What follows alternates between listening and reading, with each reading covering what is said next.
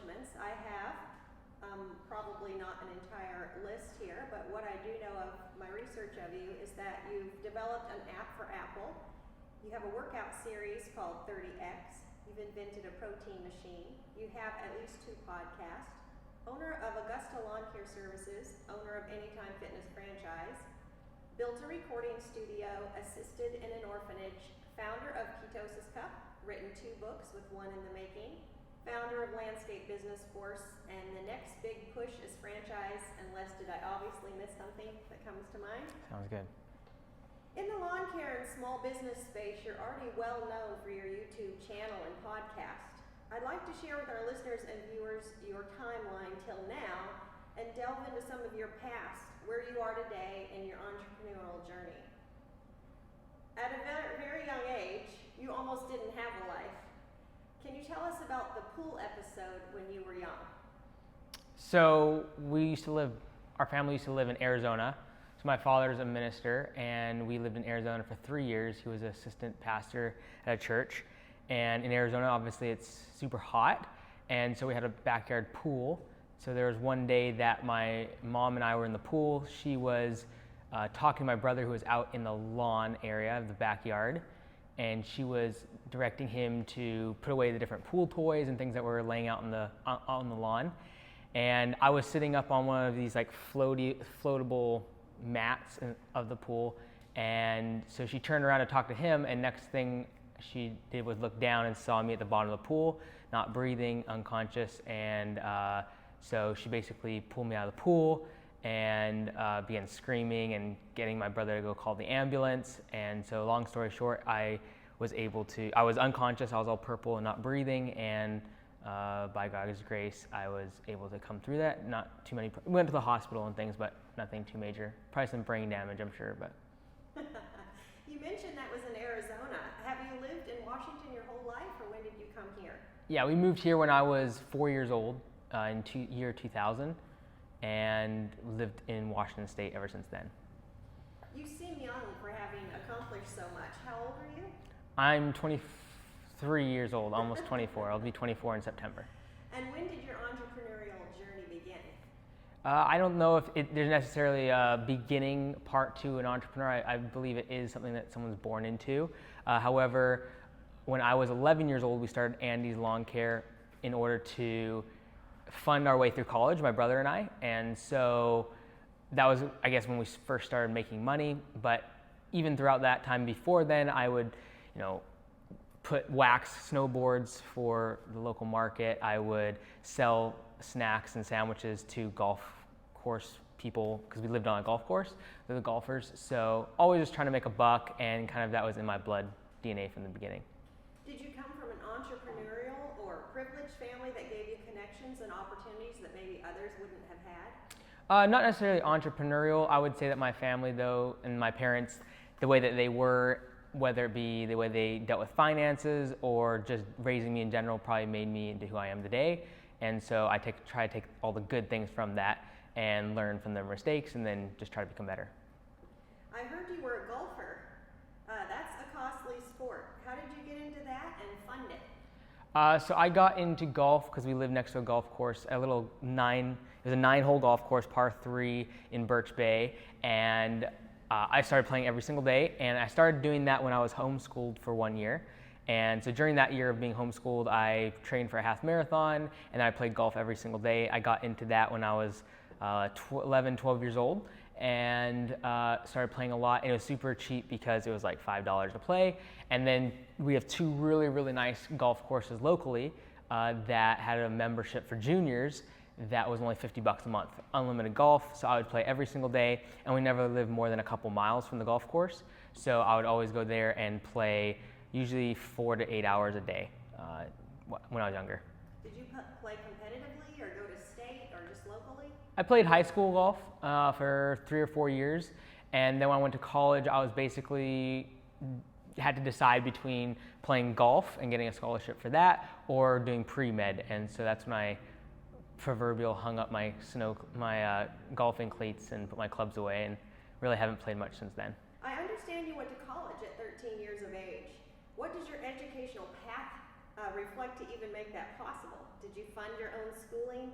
And how was it being in school with fellow students and adults as well in your class when you're practically in puberty, learning about puberty and the human body in your medical school?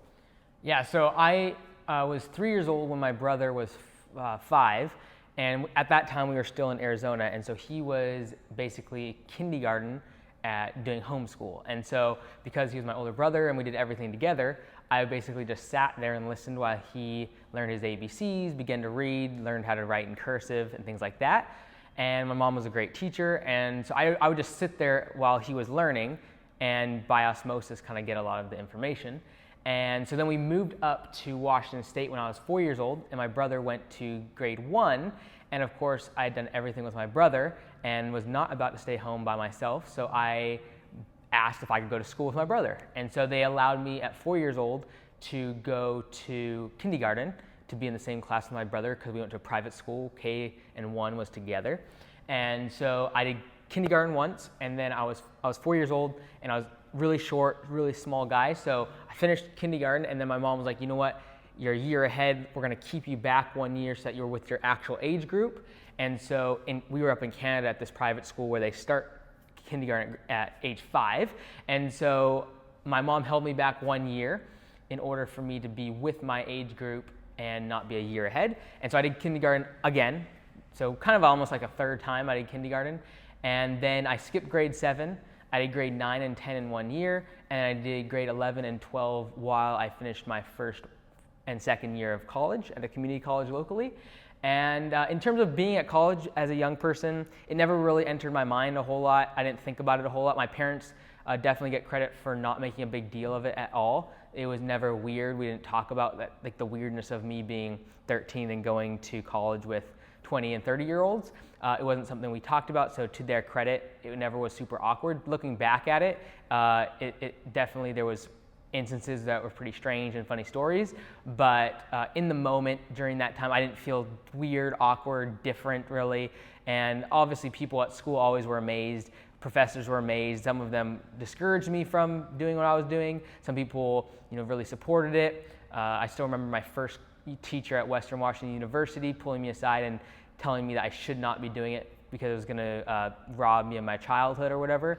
And there was never any point in my education that my parents pushed me or I felt pushed to do it by someone else or some external force. It was always something inside of me. I knew I wanted to go to become a medical physician, and so it was going to take a long time, a lot of school, and I wanted to get that part of my journey done as soon as possible. So going to college at 13 would have set me up to be a doctor by about now, and obviously that didn't materialize, but my goals were set on making that possible as soon as possible. Did you have an opportunity to work in our structured medical system locally? Did you get to shadow any doctors? Yeah, so I went to Africa for 6 weeks and volunteered there, and that was really awesome. However, when I came back to the U.S. medical system, it was a lot different. Over in Africa, they study for 6 years, they become a physician, and then they really can do so many different avenues and different specialties, everything from surgery to birthing to burn unit. Like, there's so many different opportunities from general physicians, and you're just dealing with so many different cases. Whereas over in the US, you choose your specialty, it takes quite a bit longer to become educated in that specialty after residency and fellowships, etc. And once you're in that specialty, you're kind of dedicated the rest of your life to that specialty. And so it's not like you can jump from spinal surgery and the next thing you're doing foot surgery and then you want to work on the heart. Like, you can't do that. And so that entrepreneurial side thing inside of me was like, I couldn't be stuck in this forever. And secondarily, being in the US medical system and seeing the paperwork, the insurance, and the bureaucracy and politics around medicine really turned me off from wanting to dedicate the rest of my life to it. Obviously, your focus has moved to business and not the medical profession. Was the Africa trip the circumstances or event that caused the dynamic switch? No, like after the Africa trip, I'd say that was the height of me wanting to become a medical physician. In Africa, I was able to do so much, from surgery to we worked in the burn unit with the kids quite a bit, in the birthing room, just so many different things we were able to do. So I came back from Africa absolutely geared up to become a physician and just more passionate than ever about the human body and helping other people in their, from a health standpoint. However, coming back to the medical system here, seeing the amount of years of education that it would require, and then the years of dedicating my life and my career to that thing, as well as just the politics, the paperwork, and I really had a hard time mixing business with the health side of things, and whether it be from the pharmaceutical companies to the insurance bureaucracy, like I just couldn't handle it, and so, yeah. Seeing the hardship there that you experienced and all the surgeries, and I know there was a lot of details to that. Have there been moments in the day-to-day when people around you complain about things that don't matter in the grand scheme of things? Something that changed you there that you have a hard time dealing with that kind of thing here in America? Definitely going there as an 18-year-old changed my life, and it's easy, even it's almost 6 years ago that I went there for 6 weeks and volunteered in the orphanages and the hospitals and the clinics and stuff. And so it changed my life to see two things. Number one, it really set a framework for what happiness really is all about, to see orphans that were abandoned or were basically their parents tried to kill them, and now were orphans, had nothing going for them in life, but yet could live a very happy, content, fulfilled life without material goods. Really set a framework for my ideology of what it means to be happy, what it means to be fulfilled, what it means to be successful. And so it really adjusted that and kind of said, okay, like you do not need things to make you happy, yet you can live a fulfilled life with people and the things that you build and the things that you create. And so that was probably something that I took away from it. And in terms of dealing with other individuals, there's times that perhaps I see other individuals who are quote unquote soft because of our American society, and they don't wake up wondering where their next meal is coming from or how they're going to get to work, or they don't know, they know their parents, and everything's been given to them. We've never really seen war in the past while here on American soil.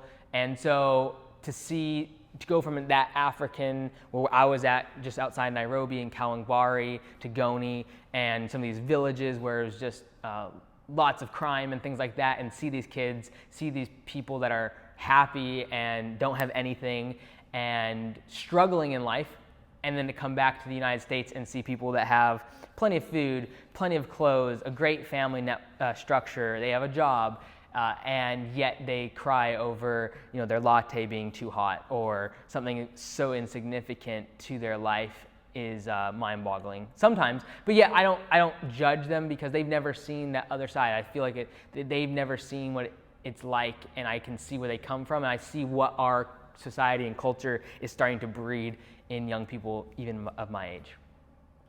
You have not publicly shared much about the orphanage you visited, the operator and children there. As much as you're comfortable or willing to share, can you tell us a little bit about that? Yeah, so there was a couple orphanages that I visited in Africa around the Nairobi area. The one that I got closest to, there was a lady by the name of Margaret, and she had 73 children ranging from ages 6 months to 18 years of age. And they lived in a 3-bedroom house, and so we were able to improve their living conditions and get them a better place to expand, because basically every square foot of that facility at night was sleeping quarters, and then when meals came, every single square foot of that facility was eating quarters.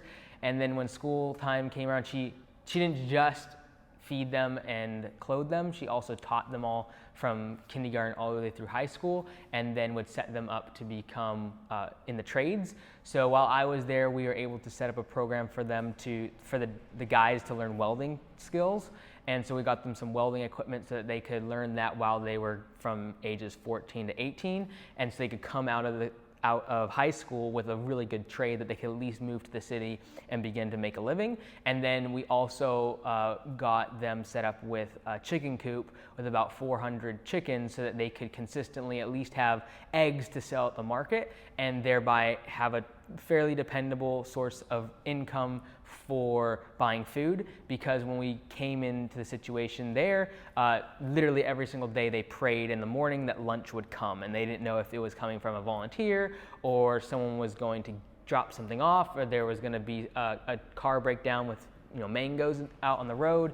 And so giving them a supply of revenue was really important to me, and so we set up a chicken coop, and we're trying to make it more sustainable for them.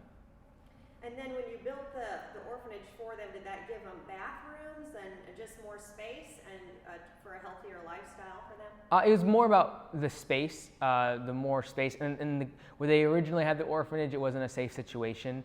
With Margaret's ex-husband close by, it had been pretty bad. He had domestic violence issues with the girls that were orphans there and things, and it was too close to where he lived. And so it was important for us to get them away from there, as well as give them more space.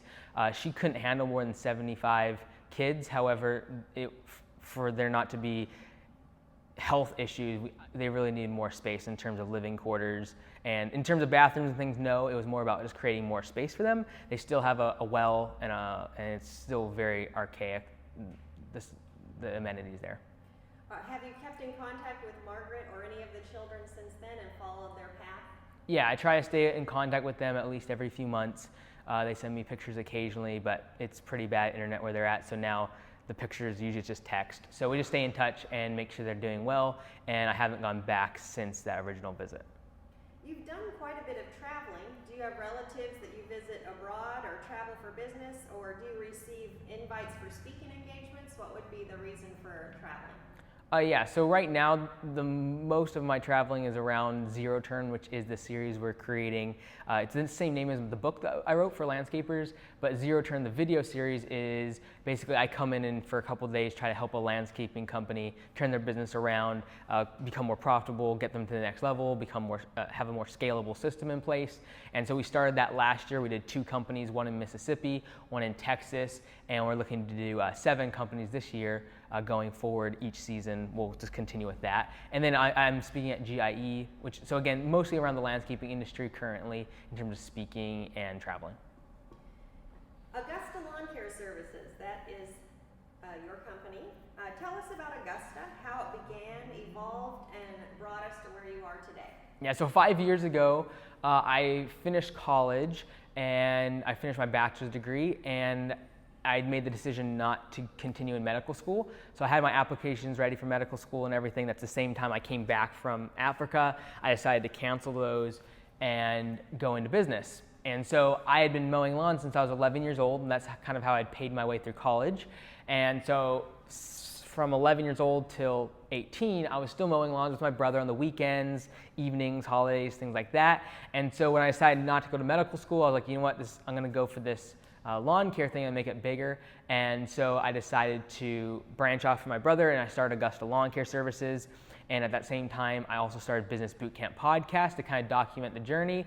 And then at that same time, I also started my MBA classes in the evening as I was starting Augusta Lawn Care. And did you finish that MBA program, or was it something that you felt like was a worthless endeavor?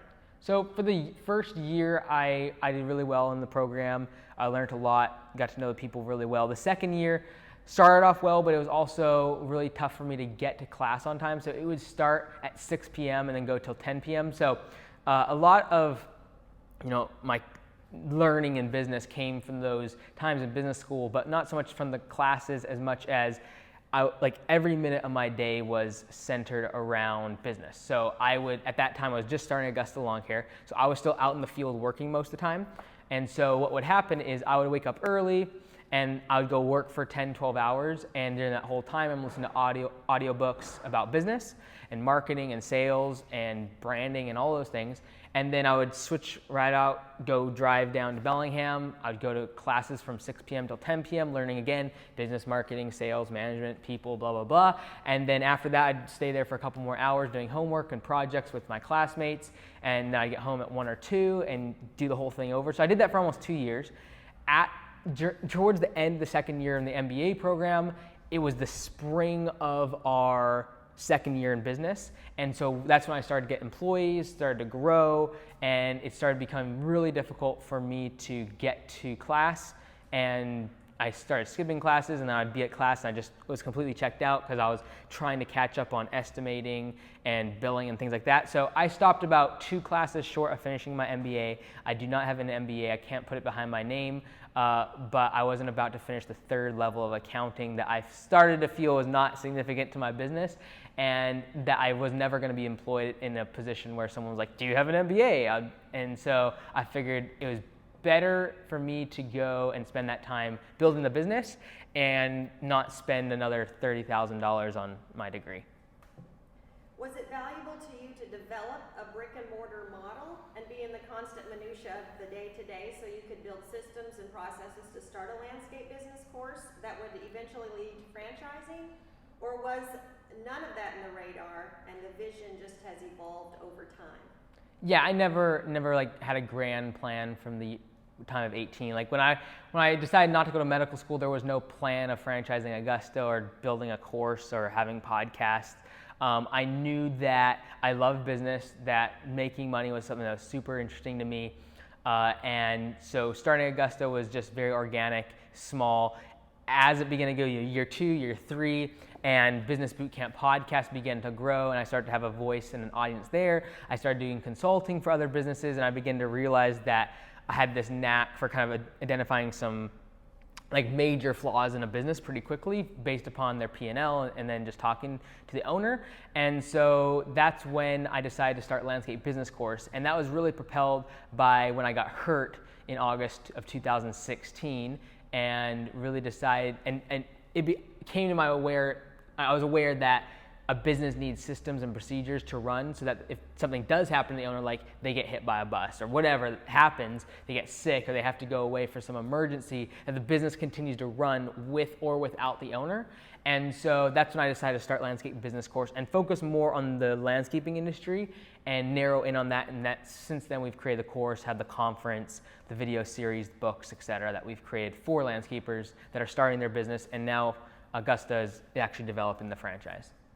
So you must have documented everything you did really well during those first several years to give you the basis of your material to create the current content. Yeah. So at the year 2, year 3, I wouldn't say it was a well-oiled machine, Augusta, and it still is a learning process.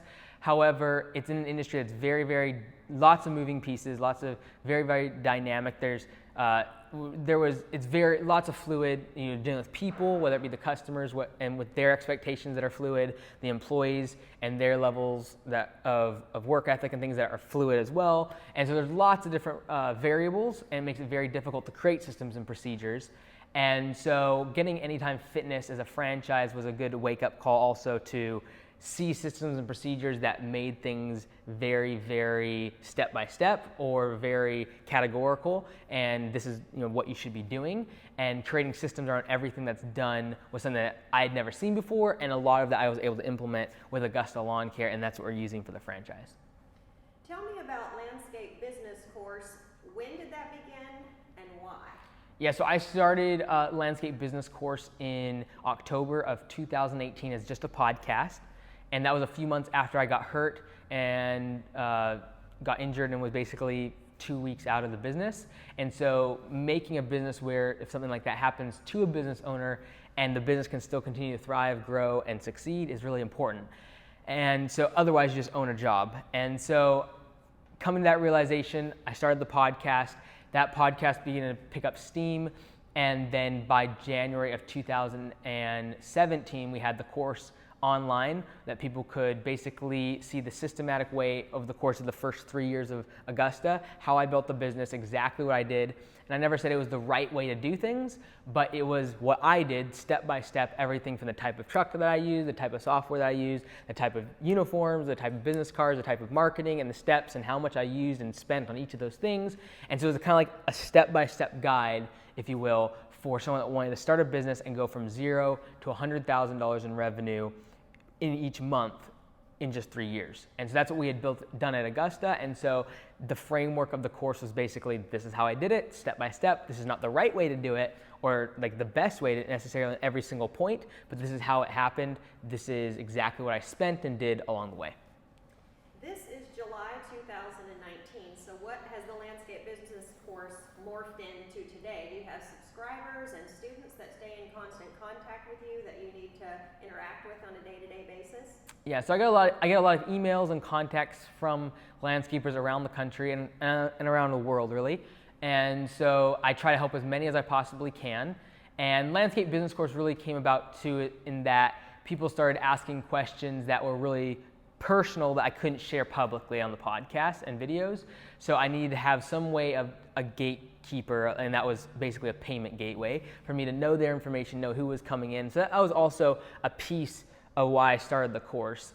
But in terms of what's morphed into now, there's several hundred course members, and that grows on a daily basis. And then the franchising is really what I'm focused on now because I can have more control over the branding aspect, and our goal is to change the whole industry.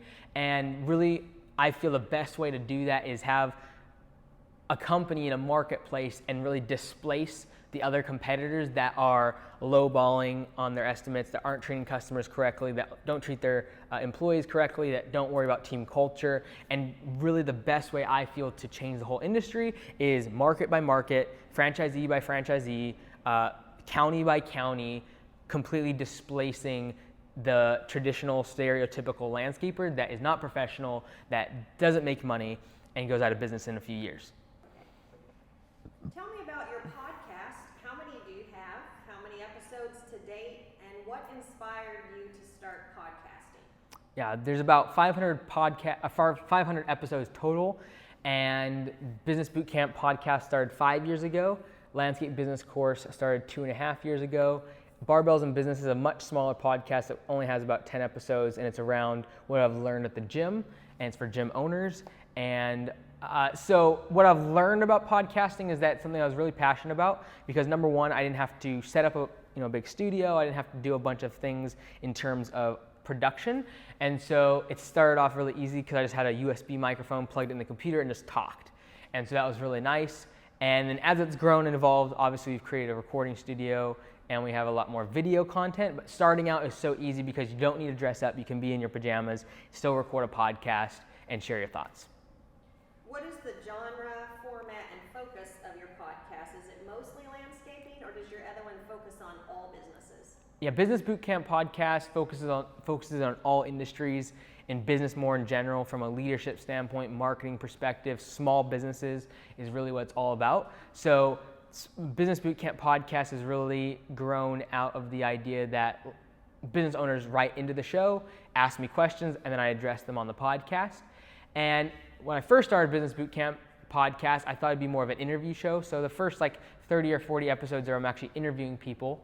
And then I realized that I didn't enjoy that as much. And at the time I wasn't making money on Business Bootcamp podcast. So I was like, I'm just gonna change it because I'm not passionate about interviewing people. I'd rather just use this as a way to talk about what I'm going through, kind of document the journey, and then also be able to research things I'm interested in and help other people. So I started just doing the show myself. I literally set up the microphone and just talk about what I'm going through, what I'm learning, and things like that. And then as sponsors came on, I just told them I'm going to do whatever I want to do. And if you want to sponsor that, cool. But there was no format I really stuck to rigidly, and I'm sure it'll change in the future after 500 more episodes. So you've done this for 5 years, and that's a lot of content and time that you put out free. How long did it take for sponsors to recognize that you brought enough value to the public audience to start offering you sponsorships? Yeah, so there's a couple ways you can monetize something like a podcast. At the end of the day, you're monetizing your audience. So whether that be a YouTube channel, a blog, whatever you're doing, you can monetize them in different ways. One way is to monetize the attention and have advertisers. And that's what started happening with the sponsorships. You can also, though, create products around your audience that they are going to buy into. So what originally happened is people that are from Business Bootcamp podcast would write in, they'd have a question, I would answer, and then they'd say, look, we really we implemented that, it worked great, but we'd like to buy and pay you to spend, a couple hours with our management team or with our sales team or with our crew or whatever, and do some live video, and started doing a lot of Skype and things like that to help them. So that's how it started, and started making money and getting money from that. And it was always like, I never marketed those services. It was kind of like ad hoc. They would contact me and be like, hey, that really helped, or this topic you're talking about on the podcast, and they'd offer me, a couple $1,000s or whatever it was for certain things they wanted. And so that became like a lot, doing that at night a lot of times, recording it for them so they could, or if they're on the East Coast, I could do it in the morning. And so that's what it kind of started as. And then I had the first couple sponsors come to me and ask about getting a spot on the show in terms of me talking about their products or services. And I still don't make as much money from sponsorships as I did from doing more of the consulting gig. But again, I just wasn't super passionate about doing one-off consulting gigs and doing a few calls with them. I like really the ones that I built relationships with and was like long-term. And so I decided I was not going to focus and not take so much consulting gig. It wasn't as scalable, like focusing on that one company, and that was great. I'd make money from them, but it was never scalable. So that's actually also what segued me into Landscape Business courses. Like, hey, there's a product now. So I went from doing kind of like doing a product of consulting to sponsorships, and then it switched to more of the product of Landscape Business course that they could buy. And that's sort of how it morphed. Business Bootcamp podcast used to have live calls with business owners seeking to start, grow, and save their businesses. What did you do when they called and asked live about topics you knew nothing about? So first of all, like I haven't done that for a while simply because of time restraints. I don't usually have time during the day to actually set up a call. Like it takes time to like set up the call, when you're gonna call them, make sure they have good audio on their phone. Like there was a lot of setup, and then I have to be at a certain place at a certain time to record. And so it's something obviously I'd love to do in the future a lot more, especially for landscapers and with the franchisees definitely. However, if they ever asked me a question I didn't know, usually it was around their industry specific questions. Like if they're in the restaurant business, there's just some things that unless you're a restaurateur, you're never gonna know those things. And so I would just be honest and say, look, I don't know that. And I'm going to give maybe my opinion based upon all these other industries, because so many applications of business are universal. However, I would usually give just like a phrase, like the small print saying I've never actually done this. So there's certain business principles that work all across the board that you could help all of those businesses in a simple, generic way. Yeah, I think for small businesses especially, the dynamics of a small organization and marketing on a small demographic locally, there's so many different things that a business owner is juggling, but many of them are universal in the struggles that they face from one industry to the other. What has some of the feedback been from some of the podcast listeners, how you've brought benefit or change to their lives? Yeah, so it's been everything from farmers to naturopaths to chiropractors to dentists, like just a massive variety of industries and people that have talked to me on the Business Bootcamp podcast, Landscape Business Course podcast. It's been a wide variety of people just starting out, like not knowing what type of truck to buy, not knowing how to name their business, not knowing the URL that they should be getting, all the way to probably the biggest company I've worked with did about 80 million in revenue, and they were struggling with sales. And so, but like that amount of information, like it was huge for me too. It's like I was able to learn so much about so many different industries I would never know without the podcast, never had contact with these people, never had the interaction, never been able to really do the franchise because I wouldn't have been able to get information from hundreds of landscapers around the entire country and know what certain demographics need, what certain demographics don't need, and then try to create a model that's going to work for the whole country when there's so many different climates and demographics and economies within the nation the size of the U.S. So it was really important for me to do what I've done for the past 5 years, just to get information and data.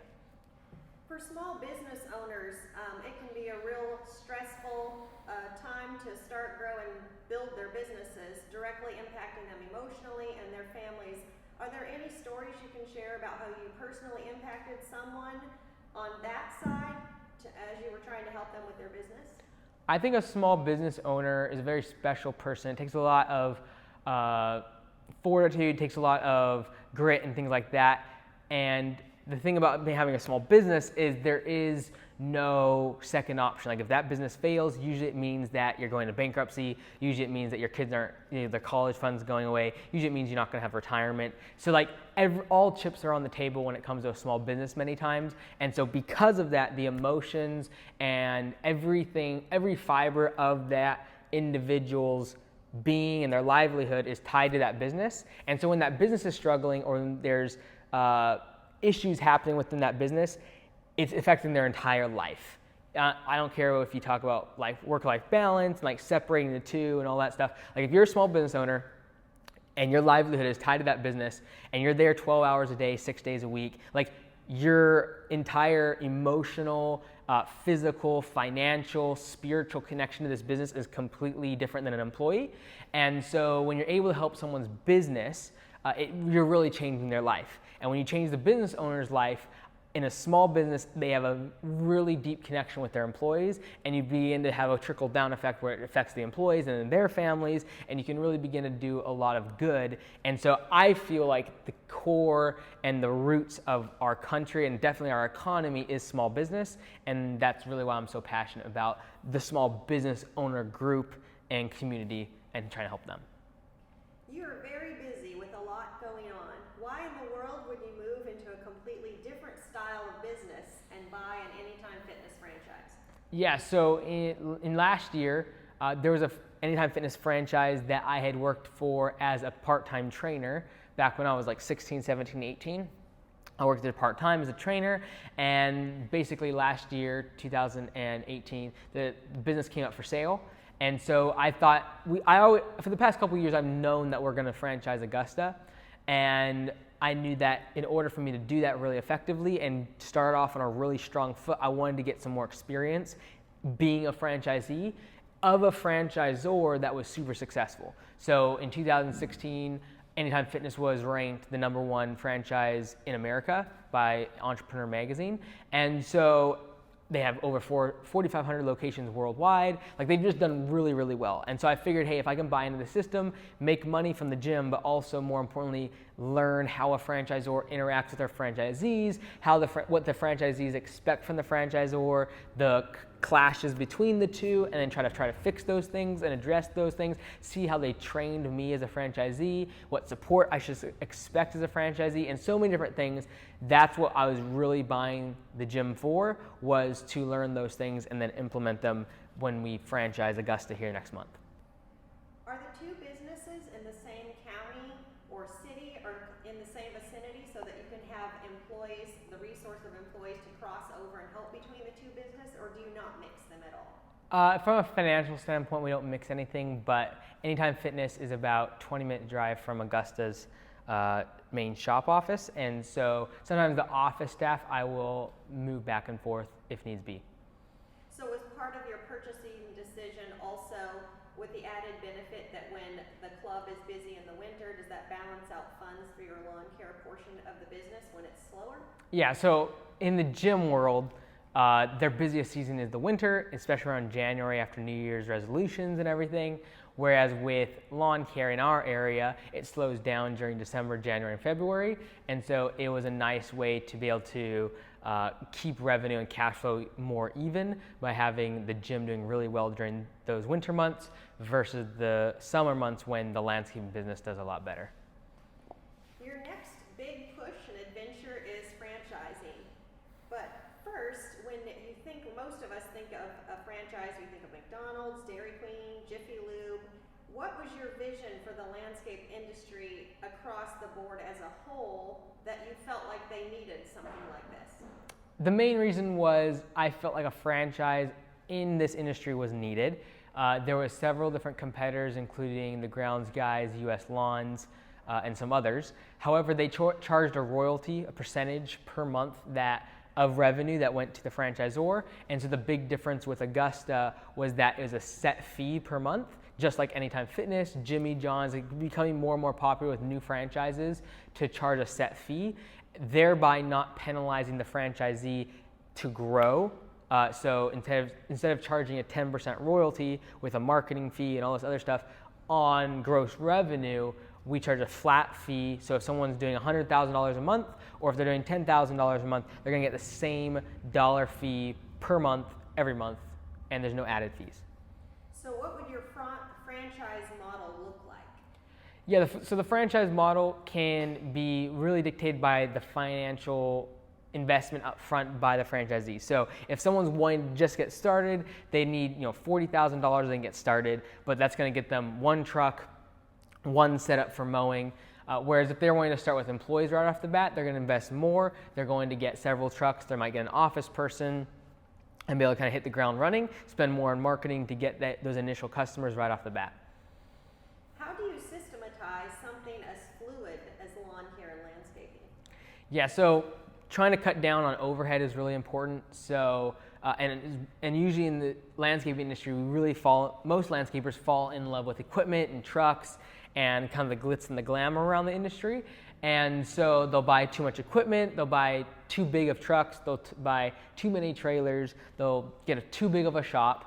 And so we really scale back and look at what's actually needed to get started. And it's literally a truck, a mower, a blower, a weed eater, and you don't even need a trailer. We can get racks to where you can put your trimmers and everything on the sides. The mower goes on the back tailgate and make it a really, really efficient operation for small residential customers.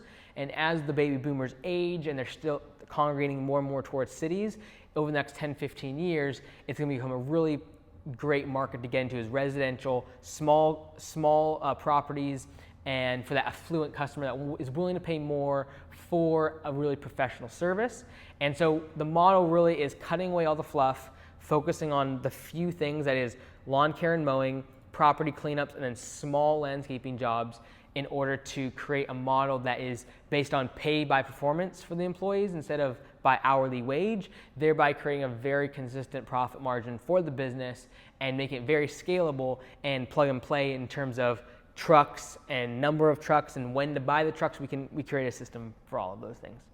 So if I was a person who knew myself to be a hardworking, disciplined, all-in type of individual, how would I know if a franchise would be right for me? Yeah, you give up certain freedoms or rights when you become a franchisee. You're not going to create your own logo. We give the whole back-end support for your website, for lead generation. We tell you exactly what to do there. There's some things you're giving up in terms of entrepreneurial freedom by becoming a franchisee.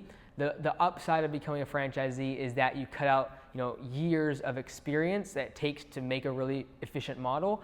And right from the get-go, you can be charging more per hour because you have a great website and you're professional and you have a great logo and branding and you have all the marketing material and you have the uniforms and you know how to train your people. And so by doing that and being able to charge $60 to $80 per hour instead of $30 to $50, you're able to make more money, and that offsets the extra cost of becoming a franchisee. So then right from the beginning, if I implemented all your systems, I would be making money right off the bat. Yep, pretty much. How far reaching is your vision for the franchise? Just for the U.S. or would it be for the entire U.S.? Yeah, so for now, the United States is our primary focus. We've already had people asking from Canada. That's the next logical step to move up north of the border. I don't see myself doing a global expansion. My goal is really to get it over 500 franchisees and then pass it along to another company that's going to have the resources, the people to scale it across the world and really make it a lot larger. But I feel like if I can get to 500, it'll make a big enough impact on the industry to change the level of professionalism, and that's really my goal. So once that's accomplished, I'll probably move on to something else in the home services industry that's a little bit more wider encompassing than just landscaping. If I wanted to buy a franchise from you, how would I vet you as the owner of the franchise to have confidence in you to know that you'd stick with me through the full startup process and beyond? Yeah, so I feel like a lot of probably our first 100, 200 franchisees will be people that have listened to the landscape business course, that are in the course, that have come to the conference. They got to know me really well, and so they get to know what my values and what my vision is for Augusta, as well as just my outlook on life in general. And so that creates a lot of trust, and I feel like as a franchisee, you want to have that with whoever you're going to business with. But if you're actually going to buy into a brand, you better know that the person running that brand or the company running that brand, the driving force behind that brand is for good and is for the good of the franchisee as well as for the general public and for the world. And so by having the podcast and the course and the conferences and the videos and the books, it's created that trust, I believe. And I just hope that I never violate that trust to where the franchisees would be like, hey, this goes against what you've always said.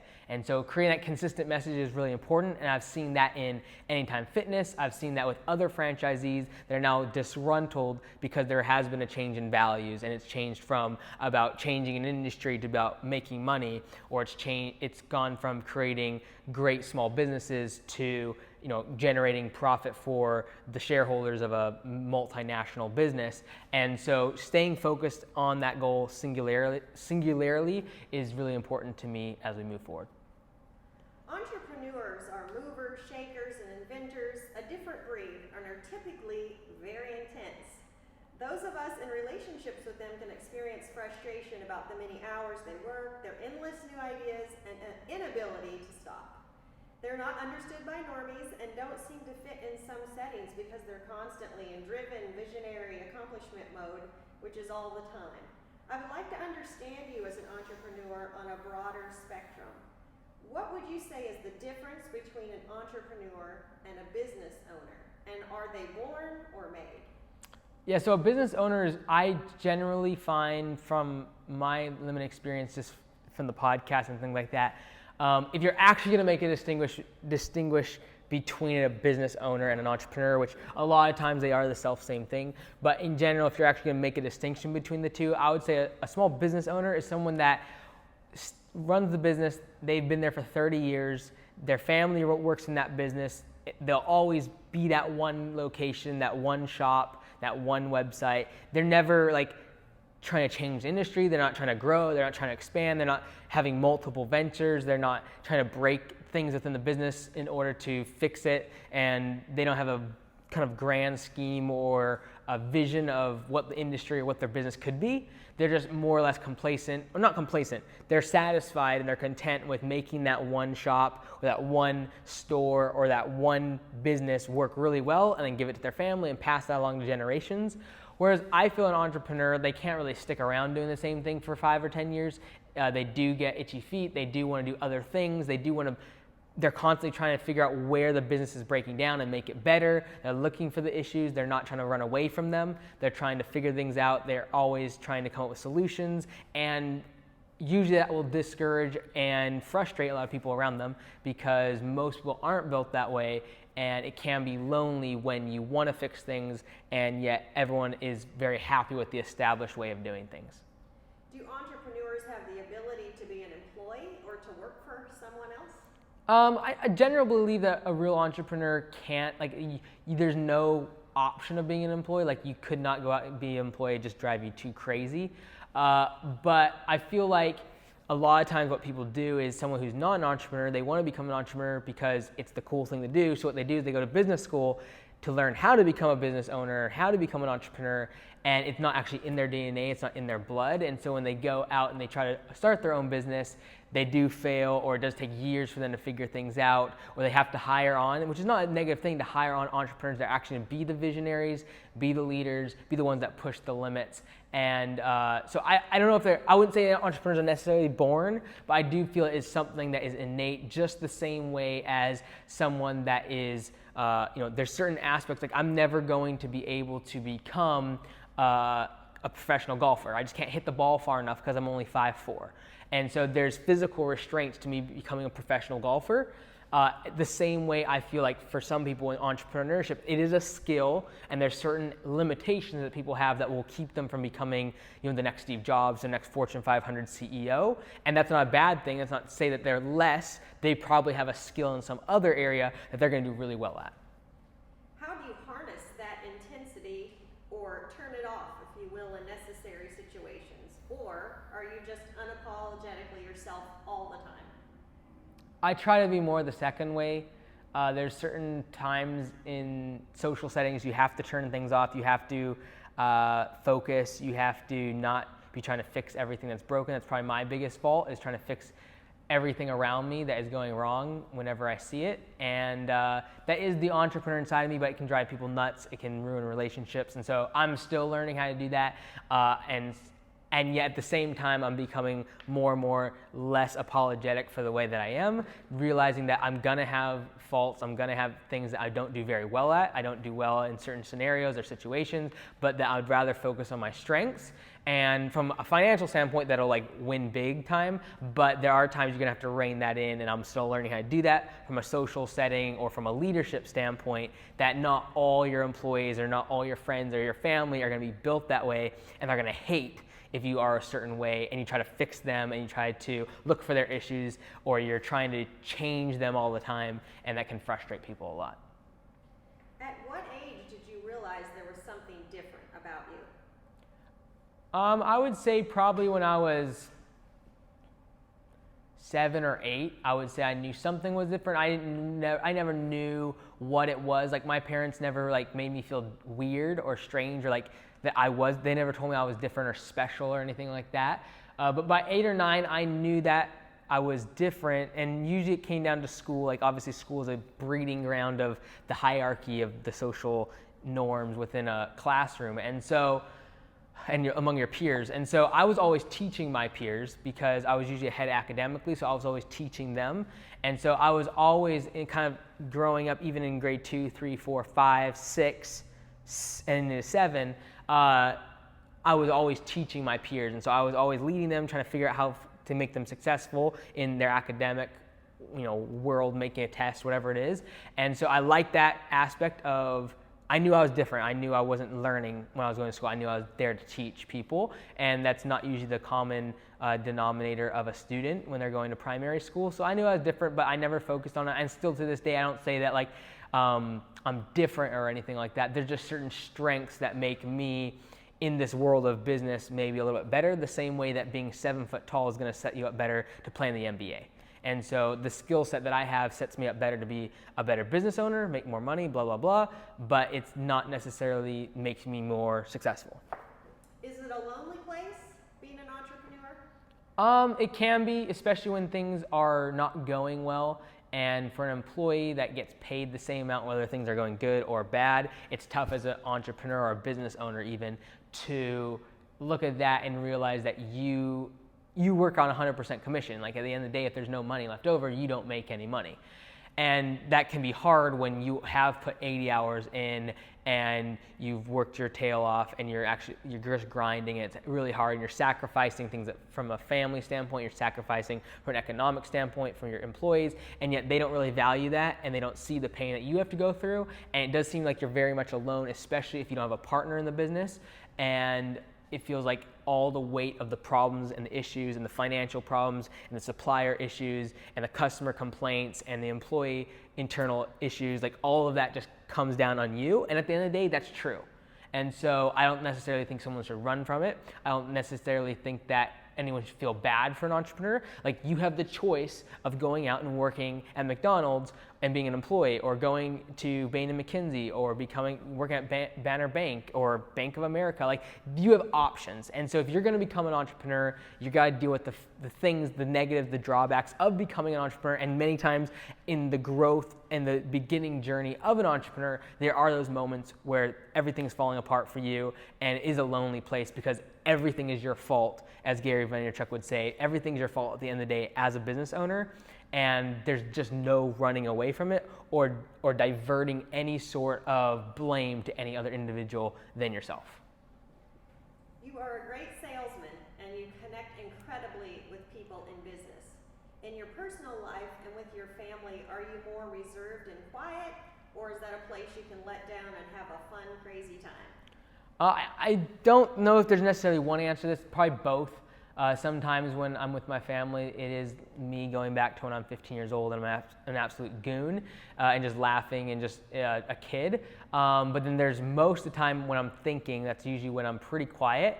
And I'm either quiet because I'm mad or I'm thinking really deeply, and so it can be I can be in a group of people and friends and family, but be thinking about something completely different. And I don't push against that. Like if I wanted to be present and I wanted to be speaking and talking, engaging, I could do that. But if there's something that's more pressing that I'm trying to figure out, or that I'm trying to work through in my head or figure out an idea, like I might be thinking about something totally different, or even thinking about an employee or what they're going through, like something else. And so sometimes when I'm around family or friends, it is like, okay, I'm here with my family, I need to disengage from that and focus on them and be more present in the moment for them, even if I would be just okay to sit there and do absolutely no words and no interaction and just be stuck in my own head. But yeah, it can vary between the two. Are there opportunities to speak that you've been offered that you turned down because you felt maybe the timing was off, or you felt your life experience did not lend itself enough experience for you to give advice? For example, to speak about an established brick and mortar business with staff, equipment, a large customer database, when you hadn't had years to test your model yet? Yeah, so there's been speaking gigs or things I've turned down, and mostly it's not because of inexperience as much as I don't want my career to be built around just information. I'd rather build a really cool business that people admire, and because of that, they come and ask me for information. I don't want to become the guy that writes 20 or 30 books, theorizes about it, talks at schools about, business schools about marketing and sales, or theorizes about the economy or the state of entrepreneurship. I'd much rather go build a real thing, a real business that people are like, wow, that was amazing, and they then come to me for advice, or then they want to hear about what I have to say, instead of just me having theories and ideas that I make up, or like cliche 7 steps or the 4 Ps, or like making these cliche things. And because of that, from a theoretical standpoint, I don't really want to be a student of business. I'd much rather be a practitioner of what I do. You've been asked to speak at events for youth in an education and business venue, as well as settings of a religious nature. How do you separate the two as you prepare to lead and inspire other millennials in those two different avenues? I don't think about it a whole lot.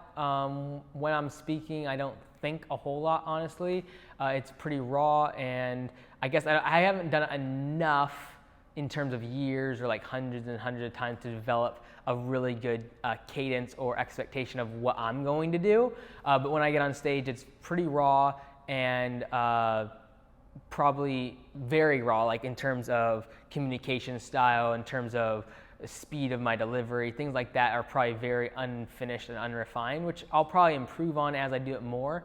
However, my goal is to convey passion, and I'm willing to give up some refining points of my speaking or points in the way I do things in order to convey passion. I do truly believe that someone would rather listen to someone that is passionate than someone that is refined, has it all together, knows exactly what they're going to say, and it's very bullet point kind of speaking, or PowerPoint kind of speaking, and it's all put together really a nice package, but there's just no passion. And I feel like someone that has 90% passion but 10% material does usually better than someone that has 90% material but just no passion whatsoever to deliver that material in a way that people are engaged and want to know more. There are others who have seen something unique about you and have offered you job and travel opportunities. You've turned them all down. Why is that?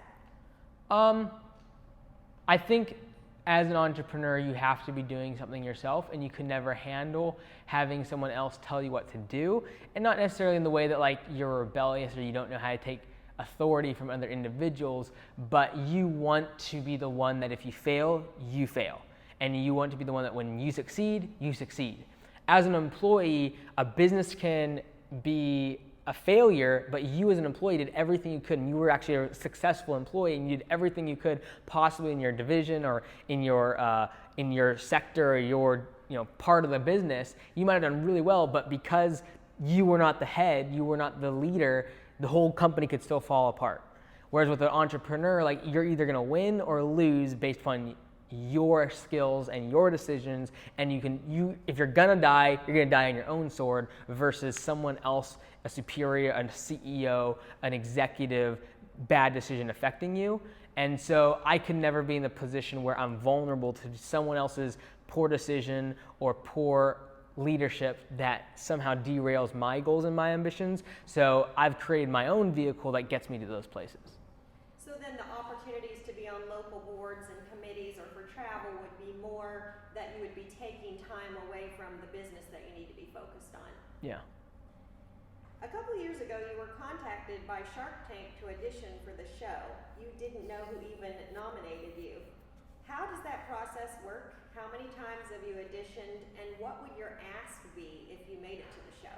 Yeah, so we've applied now 3 times. Every spring we try to get on. We've made it to the final round 2 out of the 3 times, and we'll continue to keep applying.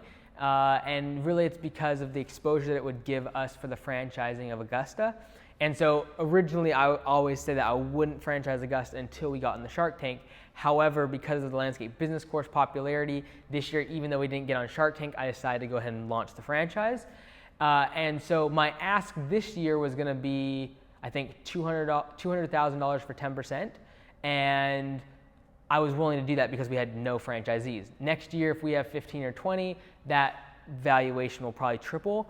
And so each year we go back, if I'll be applying to do it for the exposure, and also it's just a great learning experience, but the exposure for the brand, and then also to get, obviously a partner that has done franchising would be really interesting to be able to know some of the roadblocks once you hit, dozens, hundreds of franchisees, and be able to know a lot more than myself. So with or without them, you just keep moving forward towards your goals. So knowing them and working with them would just be for experience and then exposure for your brand. Yeah. You have written 2 books, and there's one in the making. What was your ideas behind them? Can you tell us a little bit about them, and where can we get them? Yeah, so both of them you can get on Amazon, but Millennial Millionaire, the Young Entrepreneur's Guide to Breaking Out of the Middle Class, was really about the middle class, how it was formed, the ideologies that keep people in the middle class in terms of being average, sticking to the status quo, going for the median instead of the exterior, instead of going to the outside edges, and playing it safe. And so how millennials, in order to become wealthy or successful in whether it be their career or in business or in money, in order to do that, they have to break out of the mentality that got their parents to that middle class spot. And a lot of times it's more of an issue of their thought process and their mentality instead of like physically being in the middle class from an socioeconomic status standpoint. And so that was really the basis of it, breaking out of that from talking about education. Is it really worth going to college?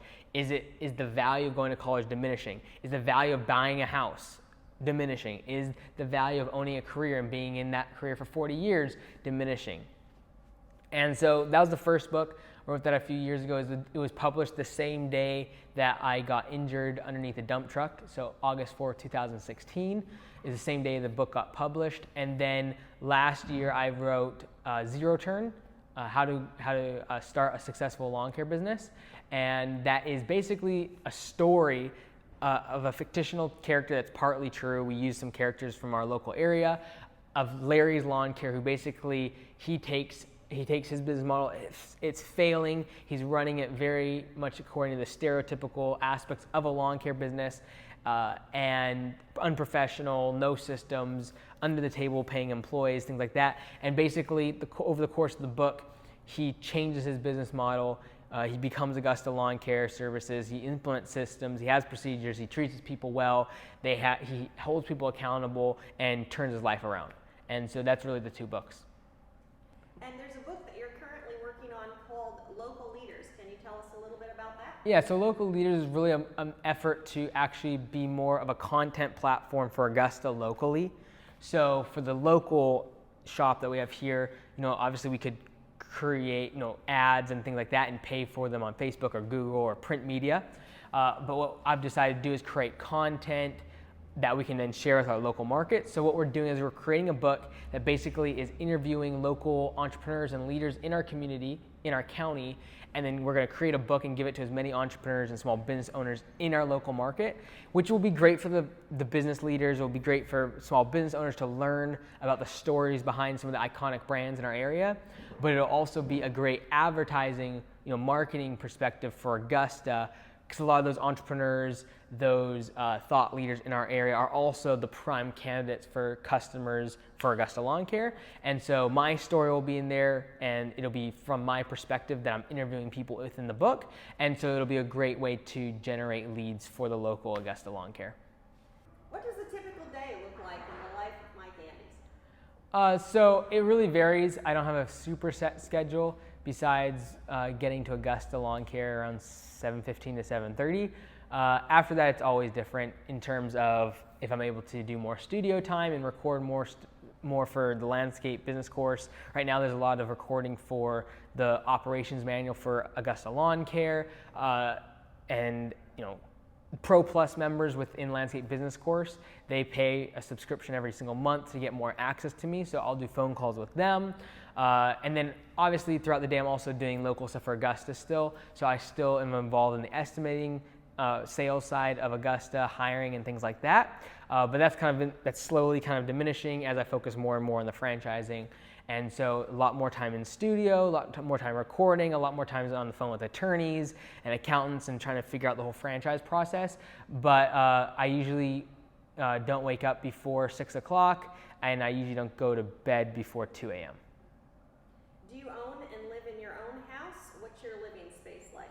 Yeah, so I try to keep my living expenses down as low as possible.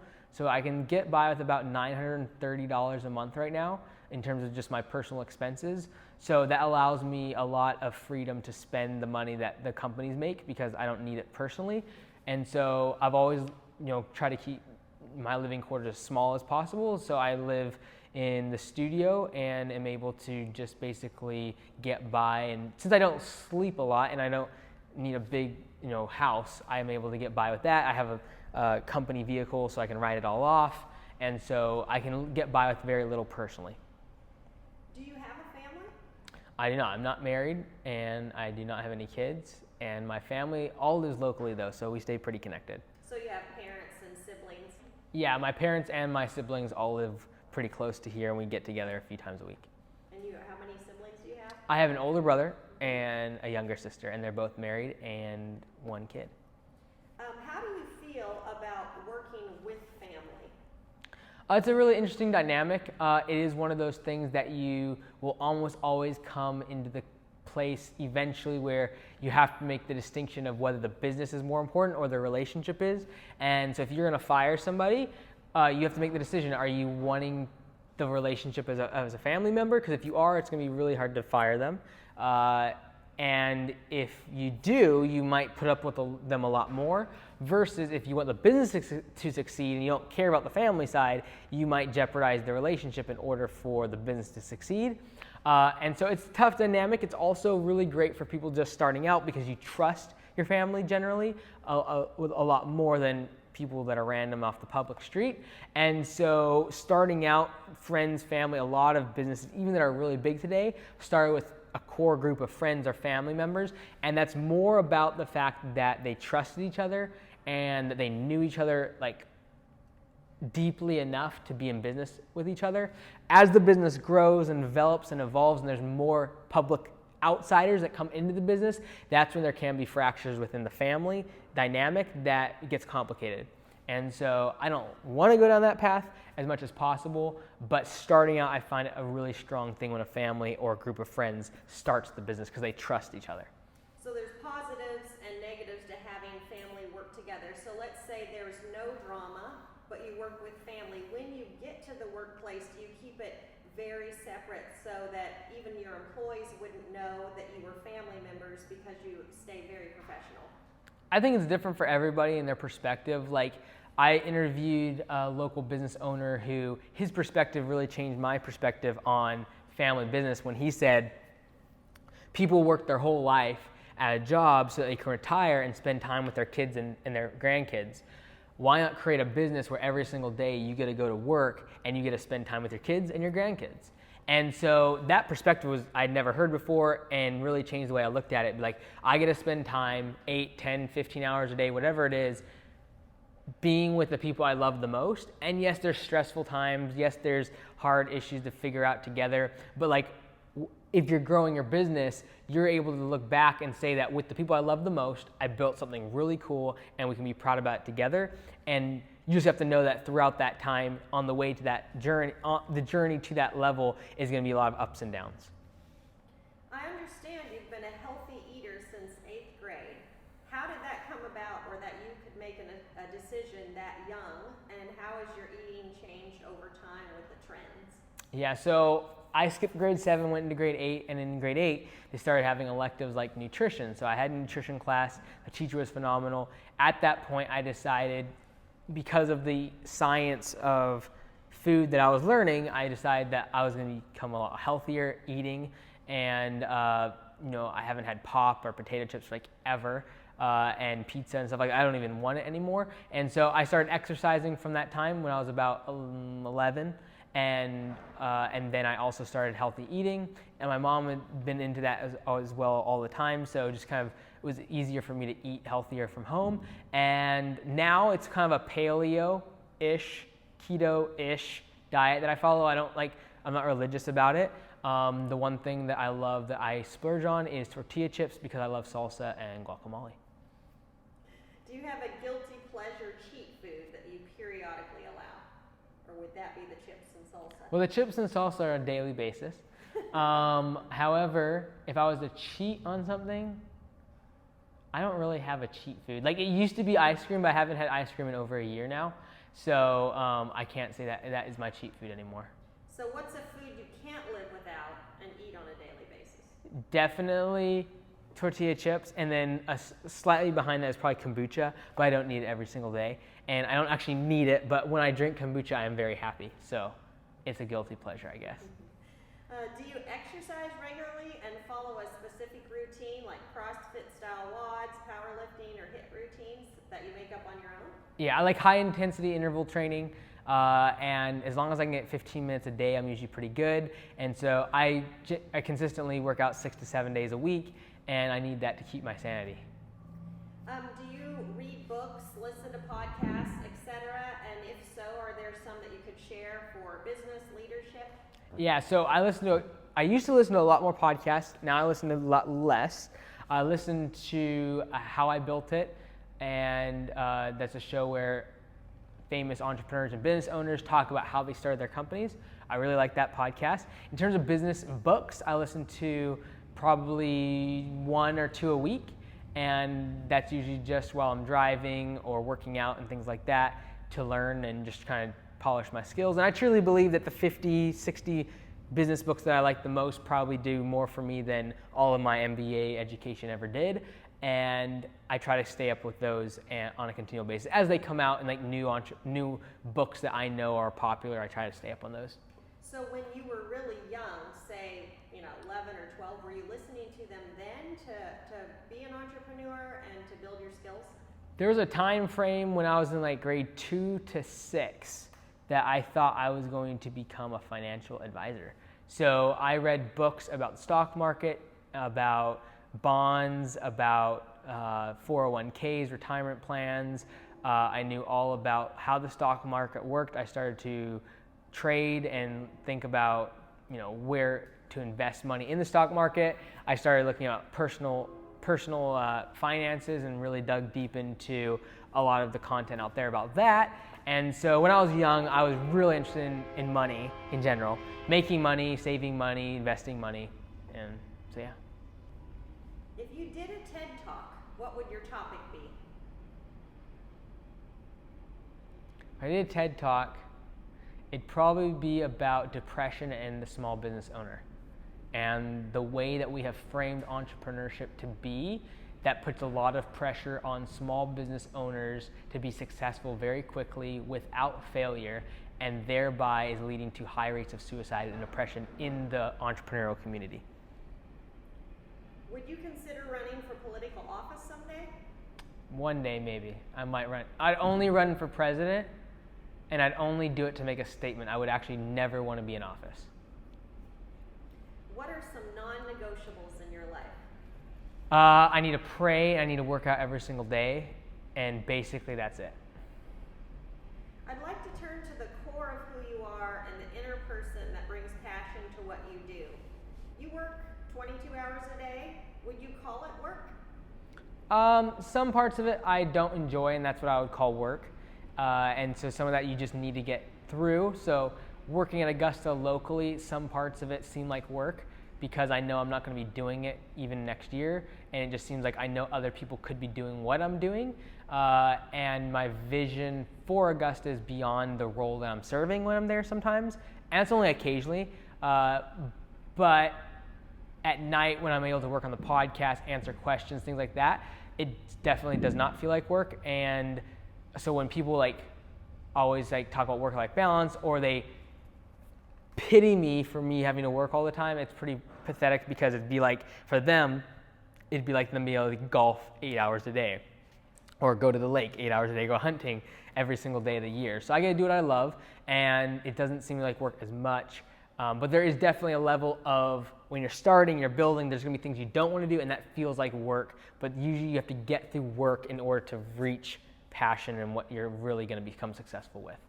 So what would your mindset be in regards to work and grinding in general? You have to, it's a necessary evil, and it's something that you're going to have to work hard doing things you don't want to do in order to have the privilege and the opportunity and the blessing of doing the things you love and getting paid to do them. Has there ever been a day when you didn't want to go to work at Augusta? There's been an occasional day, and usually when those line up 2 or 3 days in a row, I start to get pretty unhappy, and I start feeling stuck. And most of the time it's because I felt like I wasn't being challenged, and I wasn't building, it wasn't growing, it wasn't challenging me. And so usually at those moments and times, I made bigger decisions to either expand in a certain area or change something with the podcast or do something different in order to keep kind of the entrepreneurial juices flowing, and yet balance that out with patience, knowing that you can't do it all overnight and that there's a system, there's a process to getting where I want to go. What gets you up in the morning and gives you drive and passion? A lot of things. In terms of Augusta locally, it'd be just the employees and having the responsibility of leadership. But in general, I would say what gets me out of bed is that everything I do, every single day, I do feel like I'm making incremental progress towards the end goal, and not waking up would result in not having some sort of incremental progress towards that thing. To accomplish what you've done so far, you have to have a certain level of self-belief and confidence in yourself. How does one possess that incredible quality, yet stay humble and not bring ego into the game? There's a balance. I feel like ego is sometimes pushed down and interpreted when someone is just confident. But I probably hate pride more than anybody. And so sometimes even my own confidence is misinterpreted as pride, and I hate that. Like, that's probably the worst thing someone could say about me, is that they think I'm proud. And that probably, like, the thing that hurts me the most is if someone says that, or that I'm not genuine. But if there's a balance between it, I wouldn't force it. Like, I'd just be you. And if you're the type, there's some people that are going to be more out there, they're going to be more loud and boisterous, and like they're going to mock their competitors, and that's them. As long as that's them, it's not contrived, or they're not trying to be something that they're not, like, that's fine. And I truly believe that consumers and fans and your audience truly want you to be you. And if you're not you, eventually that's going to fall apart. If you're trying to be humble and like meek, eventually that's going to fall apart, and then they're all going to get confused and leave, whether it be your employees or your family or your fans. Like, it doesn't matter. Like, the audience, the people that you interact with, if you're not genuine, eventually that facade falls apart, and then that your place as a leader is completely disqualified, and they will leave you. Whether it be fans, employees, the people that you are leading will not be able to compute the fact that you've changed. And so being you is really important, and being unapologetically you, but then knowing where you do fall short or the areas that you do need to improve on, and keeping those things in check to the best of your ability. What would you say is your superpower or thing that is the key to your success? The key to my success or my superpower? Both. What's your superpower? My superpower is not thinking negative thoughts, and when those things do come, trying to flesh them out as fast as possible, and trying to think positively about every situation. And when that doesn't happen for a couple days in a row, I get very, very unhappy. And what was the other part? The key to your success. Probably that. Yes. Has there been a lot of pushback because you're young? Not necessarily. I think that age is usually used as a way out and a decoy for someone that is insecure in themselves. And so I'm not insecure, and I've always been used to being younger than the people I'm dealing with, whether it be from school or business or whatever. But I usually feel that when people use it as an out, it's because they lack confidence in other areas, or they have deficiencies in their personality in other areas. And so I never look at a deficiency. I look at the positives, again, of being young, having the energy. Most people couldn't stay up as long as I do, or work as hard as I do.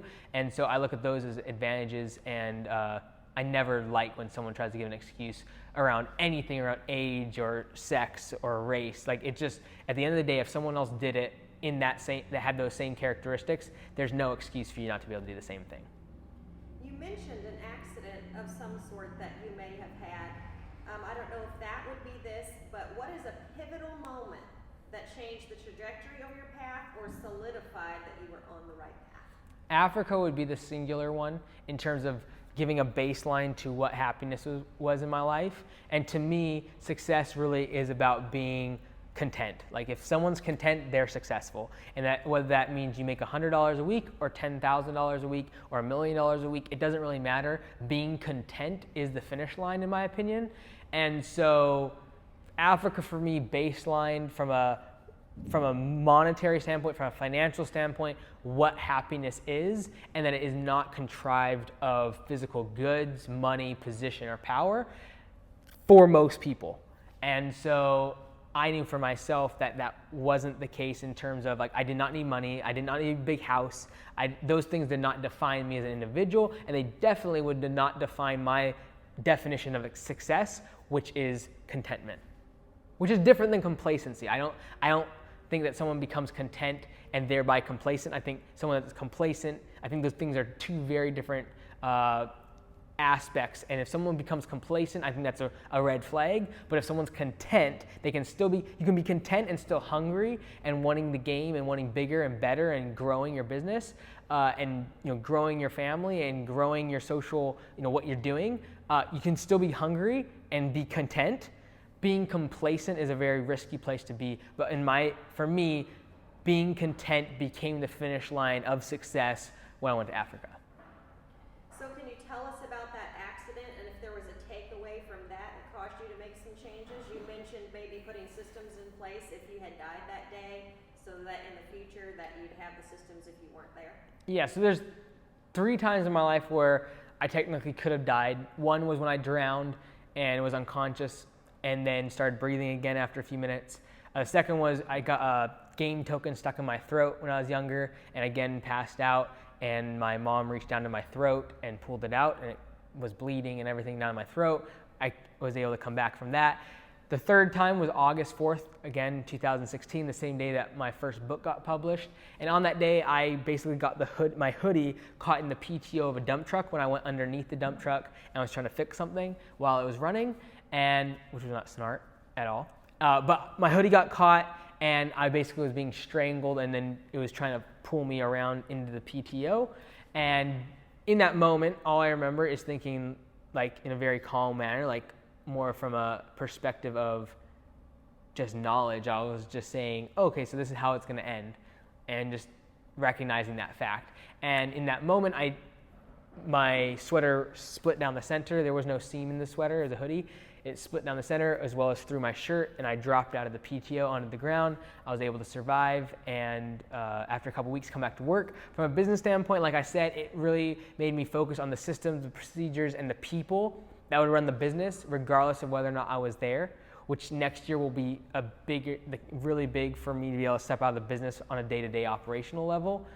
But then from a personal standpoint, it was a more recent time in my life when I knew that I was given a second chance, and really a fourth chance, but like I was given another chance to live and not on borrowed time, but every day knowing that like what I do today is like gravy on top and just a big bonus. I'm not entitled to this time on earth.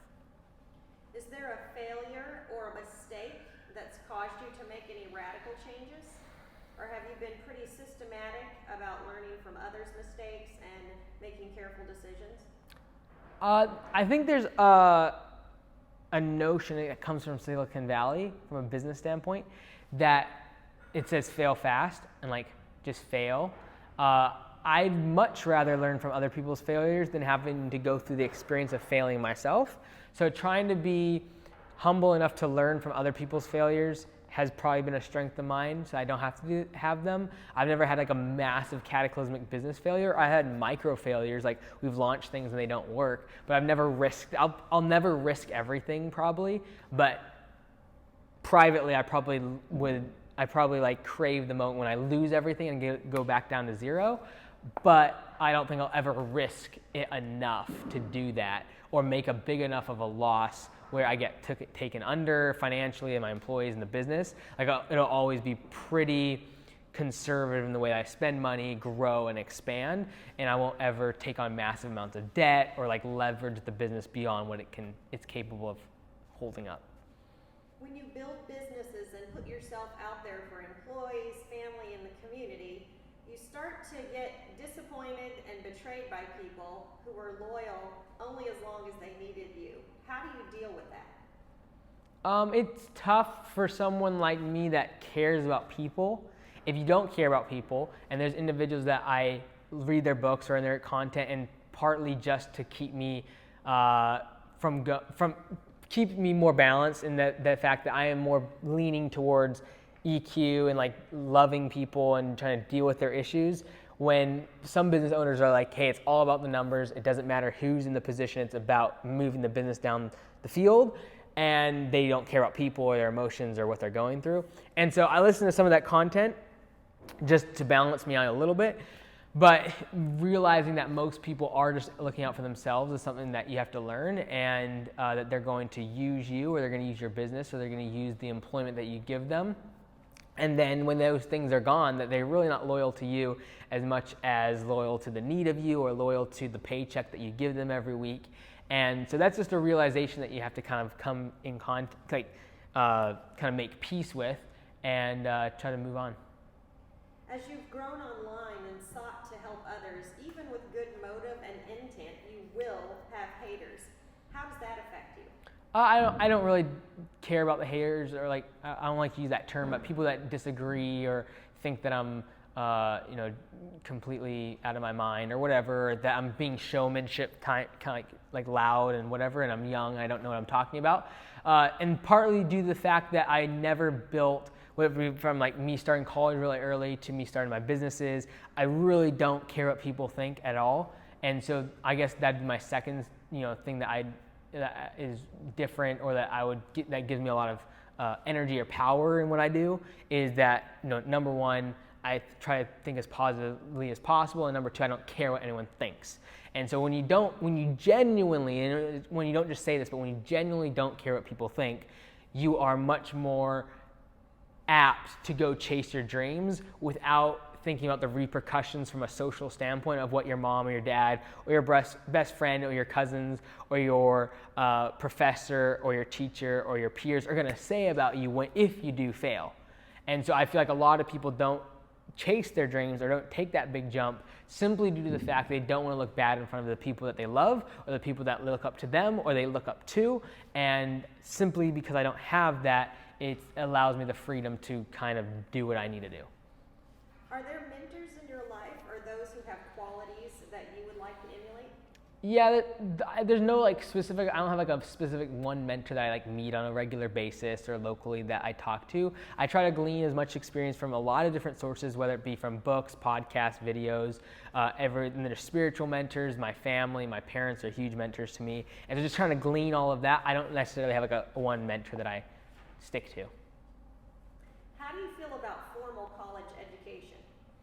I feel like people are becoming aware of the fact that the return on investment is diminishing, and that colleges and education post-secondary education is much more of a business, as the price has skyrocketed in the past 10, 15 years.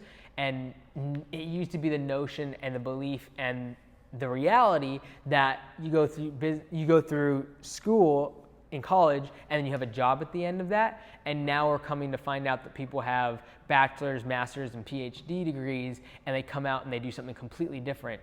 And they're in $100,000, $200,000 worth of college debt, and that debt sticks with them for 10, 15, 20 years, thereby putting handcuffs on them from doing what they love.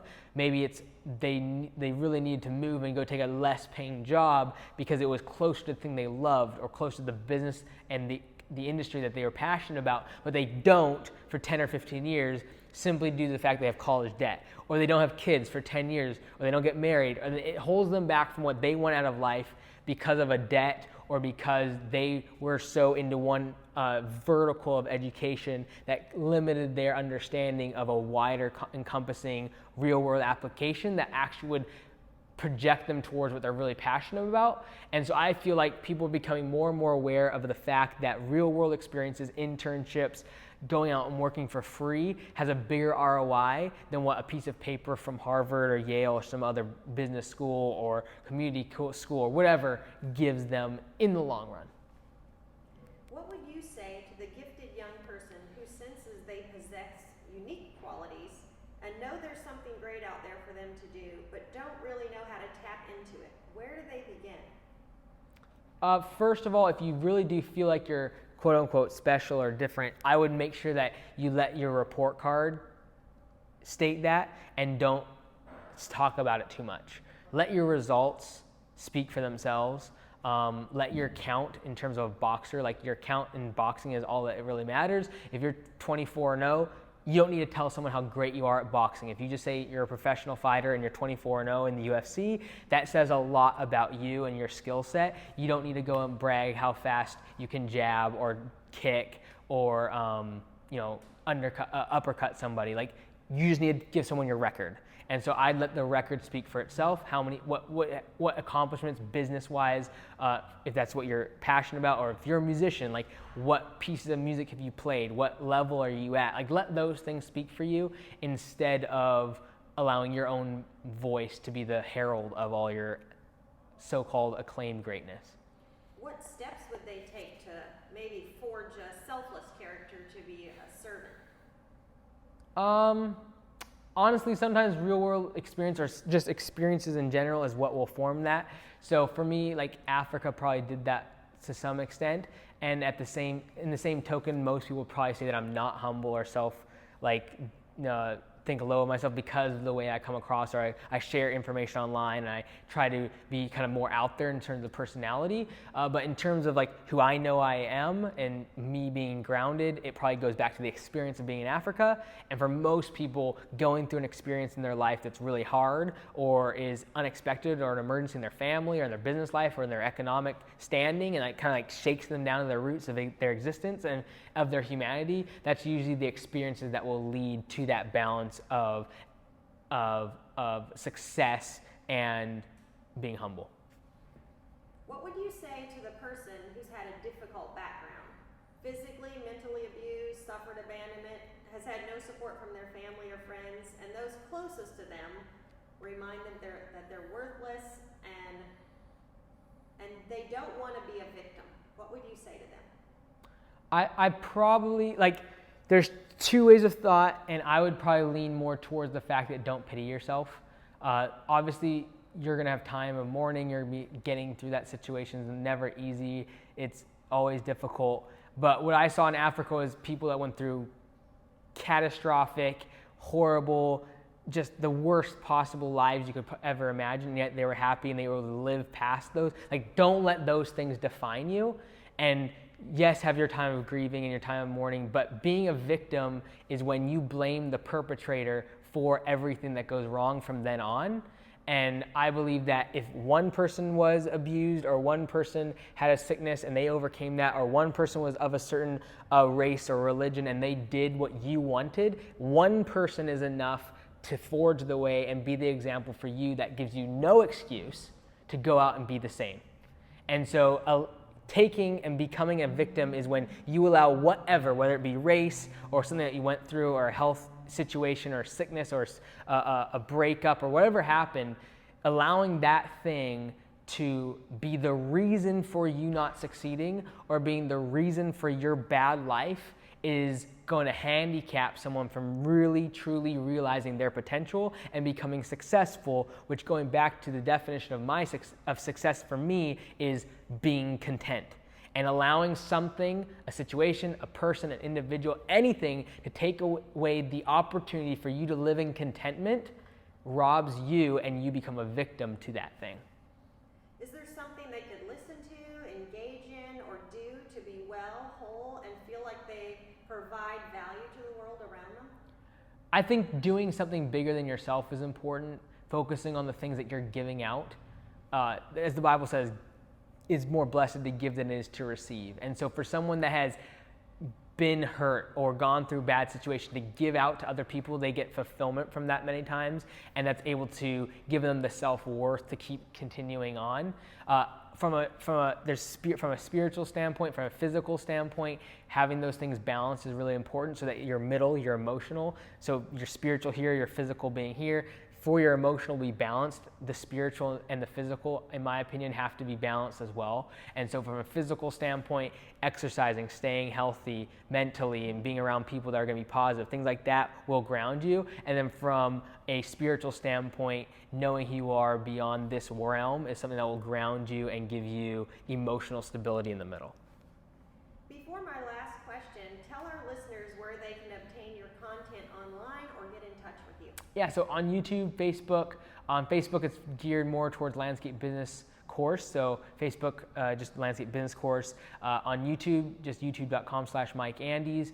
Can get all the content there, as well as the books are on Amazon. If you go on iTunes, Stitcher, any other podcasting app, you can find Landscape Business Course as well as Business Bootcamp Podcast.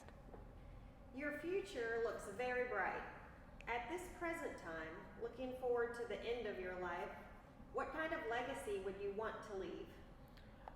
First of all, success is super relative. So most people, when they do talk to me, they think I am really successful or that I've done a lot. In my opinion, it's all relative, and I don't feel like I've done a lot, and not in the terms of like me beating myself up saying I should do a lot of things. Like, I'm content, but I also know the potential that I have, and me doing less than that is robbing myself as well as those around me from what it could become. And so I feel like I'm still like in the second inning of a 9-inning game. There's still a lot of things I need to do and want to do to achieve and give and to provide and build. And in terms of, what was the second part? Leaving a legacy. So in terms of legacy that I want to leave, I would say it's only been the past 6 months that I've actually said this out loud, and that is, I want, from a business standpoint, I want to be like the Dave Ramsey is for personal wealth and personal finances. So if your friend is like, hey, I want to go on a budget, you might point to Dave Ramsey. I want it to be that when someone says, I want to go start my own business, that their friend says, have you listened to Mike Andes stuff? He can help you make sure it's going to be successful, or make it grow, or save it if it's in a bad situation. And from a holistic, my life standpoint, like my why, like my mission or my statement that I use is to inspire others by the work I do and the words I say, so that they achieve their own personal and spiritual success.